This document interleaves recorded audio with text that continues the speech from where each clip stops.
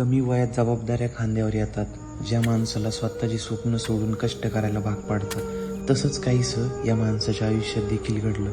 लहानपण गरिबीत गेलं. सुरुवातीपासून आयुष्याचं एकच तत्व होतं, कष्ट आणि फक्त कष्ट. शेती करत असताना शिक्षण घेतलं. अहिल्यानगरमध्ये 22 वर्ष, तर नाशिकमध्ये 5 वर्ष सेवा दिली. मग मुंबई मंत्रालयात जबाबदारीची नोकरी पार पाडली. स्वतःचं दुःख लपवून दुसऱ्याच्या चेहऱ्यावर हसू उमटवणारे, स्वतःसाठी नाही तर कायम दुसऱ्यासाठी जगणारे. आयुष्याची प्रत्येक पायरी त्यांनी फक्त मेहनतीच्या जोरावर चढली. त्यांचं आयुष्य म्हणजे संघर्षाचं मूर्तिरूप. पण त्या संघर्षामागे आहे एक सोन्यासारखं निर्मळ मन. दोन्ही मुलांचं शिक्षण पूर्ण केलं. आज ते दोघेही महाराष्ट्राच्या उच्च पदावर काम करतात. हे सगळं त्यांच्यामुळेच शक्य झालं. दुसरं कोणी नाही तर ते म्हणजे माझे आजोबा.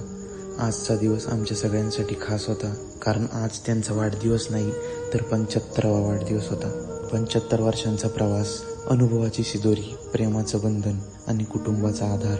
एक सुंदर क्षण, एक अमूल्य आठवण. 1 जून 2009 रोजी ते सेवानिवृत्त झाले. आज जवळपास 16 वर्षांचा कालावधी उलटून गेलाय.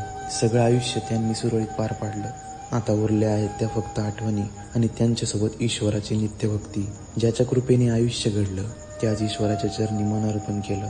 आज वाढदिवस आहे तुमचा, पण खरं सांगायचं तर प्रत्येक दिवस तुमच्यामुळेच खास वाटतो. तुमचं हे प्रेम असंच अखंड राहावं आणि देवाकडे एकच मागणी, तुमचं हास्य, तुमचा आशीर्वाद असंच आमच्यावर सतत राहावं.